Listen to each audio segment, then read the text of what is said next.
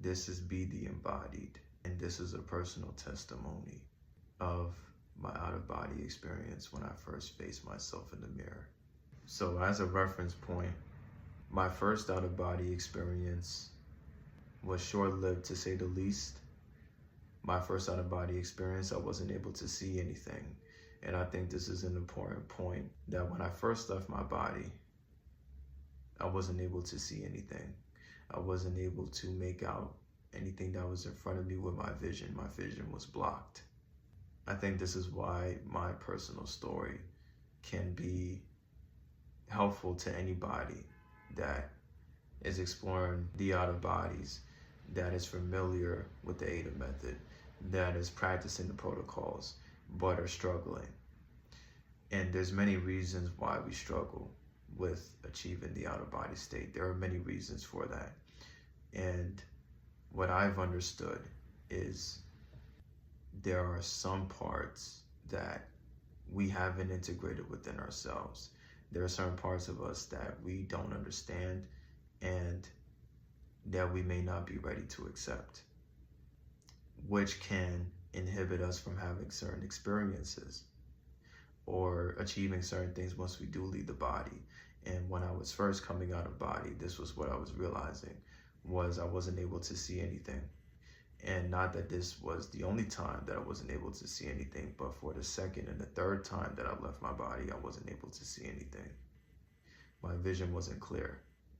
And so this experience that I'll be sharing in this video is a testament to the will of the soul and the humps I had to get over as far as the lack of abilities I had in the out-of-body state. Because in contrast, in the dream state, which I am a big dreamer, I dream often, and in the dream state, I'm able to see clearly, I'm able to see lights clearly, I'm able to see everything within my field clearly. But this is how this was confirmed to me, that what I actually experienced was an out-of-body experience and not just a dream state, because the abilities that I had during OBEs were not the same as a dream state. I wasn't able to see anything for the first couple of experiences that I've had. And so if anybody's struggling, this could be a key for you to take on for yourself. This could be a piece to your puzzle, because I had to figure this out. I figured this out on my own. I didn't have anybody that could explain this to me. This was something that my soul has shown me, and I've taken time to integrate and to understand. So this experience that I've had with the mirror, first it started off with me being in this hypnagogic state. And most of my out-of-bodies have been through this in-between state of consciousness, between being half awake and half asleep. I found myself being in a vision within a dream, and me being fully conscious of what was happening. And so I was able to exit the body this way. I was calm, I was in a meditative state, I wasn't fearful. And through me being in that state, I was able to come out and levitate and gracefully land next to my bed. And I set my intention to go to the mirror in my bathroom. And this again, this is the fourth experience that I've had. So when I went to the mirror, I had this will and intention to see finally, because I knew I was out and I felt everything. I felt the vibrations. I felt everything once I left. And so I wanted to see everything, and I wanted to experience what it was like to actually see with my soul, because this is something that I've been wanting to do for a long time. And so once I did that, once I set my intention and my will of wanting to see, I had to forcefully open my eyes. When I first saw myself in the mirror in the out-of-body state, what I saw was me in female form. My appearance was feminine. I had feminine facial features, body features when I first saw myself, when I first caught a glimpse of what I saw in the mirror. That's what I saw. Same complexion, same skin color as I am. Because anytime you're traversing anywhere as a soul, you always recognize yourself as you. It's always you, and it always has been you. And that's what I've been realizing, through many experiences that I've been having, is that no matter the appearance and no matter the discrepancies in facial features or different characteristics, it's always you. And in this experience, this is what has also taught me as well, is that this is what I saw was me in female form that I didn't know I existed in prior to that. I didn't know that. But what this taught me is the interplay between the masculine and feminine energies that we come in to express ourselves as in this earthly experience and even interdimensionally. And so this is what I first saw myself to be in this feminine form. And what was interesting about this experience was I was morphing into what I assume myself to be, which is in male form, like how I appear right now talking.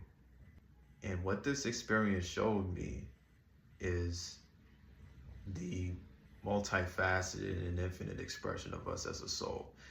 And what I've also understood is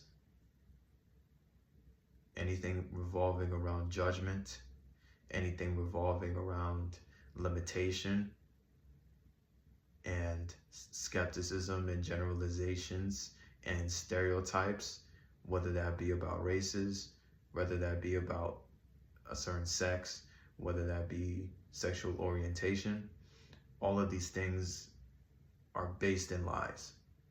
All of these underpinnings and all of these shoulds and all of these judgments are placed in misunderstanding. They are a result of not knowing who we are as a soul. Because from my own personal experiences, this is what I've come to understand, is that us as a soul is interdimensional, is infinite, and expresses itself in infinite ways beyond our appearance in this earthly experience. And so what I would want to share is the insight that I've had on judgment and where that really comes from. So stereotypes, or clinging on to stereotypes, or labeling, because as people we get lost in labels, we get lost in names, we get lost in categories, we get lost in stereotypes. And these things are not rooted in truth. These are things that are rooted in misunderstanding of what the self is, because the self cannot be contained. The self cannot be conceptualized. And in this out-of-body experience, this has been confirmed to me. Morphing from woman to man. Before my very eyes, this is what I've witnessed in the out-of-body state. Miraculous things I've been able to see in the dream and out-of-body state, but particularly in the out-of-body state, I've literally seen myself morph from a woman to a man in real time. That demonstrates to me that the soul is ever morphing and ever existent, ever expressing, ever itself, with no judgment whatsoever, with no cap to what it can do. And so that is our nature of who we are. This was the first time I was able to access my ability to see with my soul eyes, because prior to this, my soul eyes were not open. They were dormant. It was a dormant ability.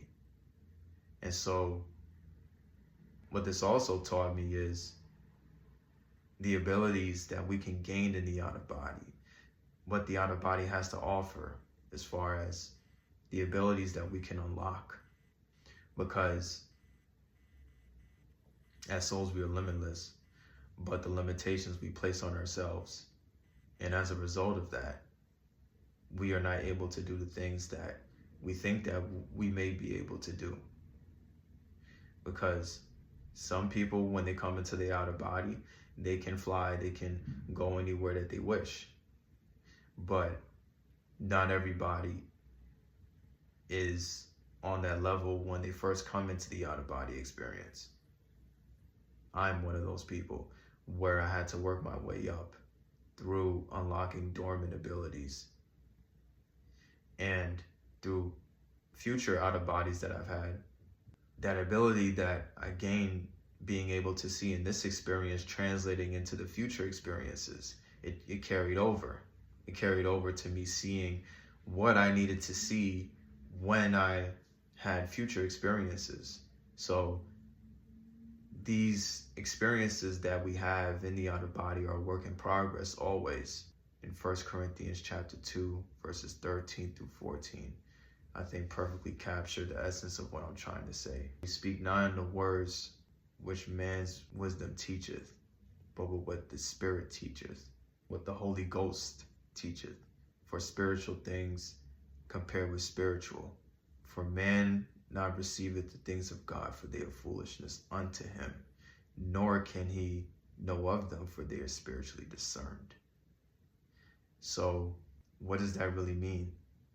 From my own interpretation, and with this experience being directly parallel with the message of what these verses are trying to convey, is man's wisdom in the way that we in this earthly experience typically think of what a self is individualized and set and has fixed markers. When you have conscious awakenings and come to the truth of who you are, no matter what experience you may have, whether that be out of bodies, whether that be in the dream state, whether that be awakenings, through meditation and different spiritual practices, breath work, whatever the case may be, right? Yogic, tantra, all of these different spiritual modalities, non-duality, whatever the case may be, what you understand is that truth cannot be conceptualized. The truth of what the self is cannot be conceptualized. A label can't be put on it. A name can't be assigned to it. It cannot be spoken in words or language. It is purely of spirit. It is purely of essence. It is purely of the divine itself. It is purely itself and cannot be composed into a language, into a belief system, especially because what comes with that is a bunch of mind games, and what comes with that is identities, and what comes with that is distortion. And so man's wisdom and what mankind up until this point, in which we know of growing up and living in this earthly experience, is an individualized self, which is more identified with the ego when you start to understand these concepts. And it's not based in truth. It's not based in the understanding of what the self really is. And what the self really is us as the minds of Christ, as this is what we all are. And what does that really mean? Well, it's our soul. It is the infinite expression of the self and what the self really is. I hope this experience was insightful for anybody that's listening. Thank you for tuning in.